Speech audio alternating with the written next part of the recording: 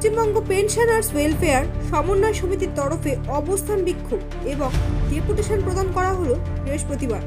এদিন Siliguri regional provident fund অফিসে বেশ কিছু দাবি নিয়ে অবস্থানে বসে পশ্চিমবঙ্গ পেনশনার্স ওয়েলফেয়ার সমন্বয় সমিতি।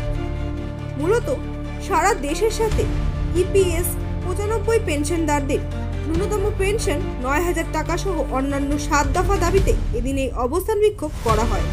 অবস্থান বিক্ষোভের পর এদিন তাদের সমস্ত দাবিকে সামনে রেখে মিনিস্ট্রি অফ লেবার কমিশনারকে এক স্মারকলিপিও প্রদান করা হয়। অবিলম্বে তাদের দাবি যদি না মানা হয় তাহলে আগামী দিনে আরও বৃহত্তর আন্দোলনে যাবার হুঁশিয়ারি দেন পশ্চিমবঙ্গ পেনশনার্স ওয়েলফেয়ার সমন্বয় সমিতির সদস্যরা। শ্বেতাশীল রিপোর্ট, নিউজ অফ ডেইলি।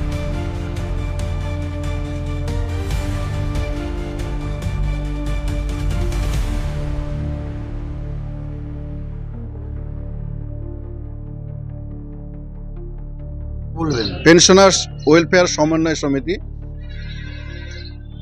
গোটা দেশ জুড়ে ইপিএস 95 পেনশনার সমিতি যে কোঅর্ডিনেশন কমিটি আছে তারই আমরা একটা অংশ। আমাদের রাজ্যে আমরা বলি পশ্চিমবঙ্গ পেনশনার্স ওয়েলফেয়ার সমন্বয় সমিতি।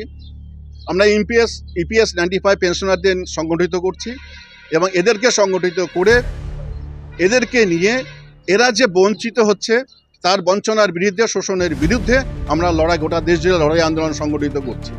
সবাই জানেন যে ইপিএস 95 পেনশনাররা মিনিমাম পেনশন হচ্ছে 1,000 টাকা। 1,000 টাকা পেনশন দিয়ে দুজন মানুষের ভরণ পোষণ কোনোভাবেই চলে না। এটা আমরা সবাই জানি, এই দ্রব্যমূল্য বাজারে কোনো মতে সম্ভব না।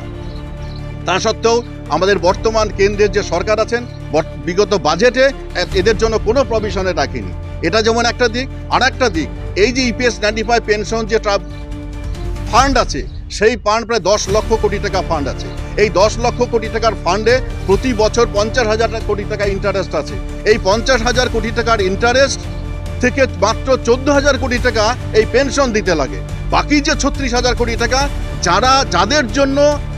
যাদের জন্য এই পেনশন ব্যবস্থা দেখাশোনা করার জন্য যাদের দায়িত্ব দেওয়া আছে তাদের ক্ষেত্রেই 36,000 কোটি টাকা ব্যয় হয়ে যায়। তার মানে এই ধরনের অফিস করে গোটা দেশ জুড়ে এই ধরনের অফিস করে 36,000 কোটি টাকা তারাই শেষ করে দেয়।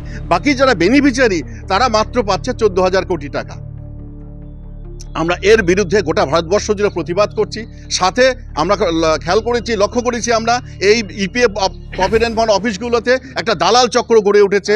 এই দালাল চক্রের মধ্য দিয়ে টাকা না দিলে, অর্থ না দিলে নাকি এই গরিব মানুষগুলো যখন রিটায়ার করে প্রভিডেন্ট ফান্ডের টাকা বিভিন্ন খাতে যে অর্থ তারা আদায় করতে আসে, অর্থ না দিলে নাকি এই দালাল চক্রের মধ্য দিয়ে অর্থ দিয়ে নাকি তাদের প্রভিডেন্ট ফান্ড, গ্র্যাচুইটি ইত্যাদি টাকা আদায় করতে হয়। আমরা এর তীব্র প্রতিবাদ করে আমরা আজকে মেমোরেন্ডাম দিব। এই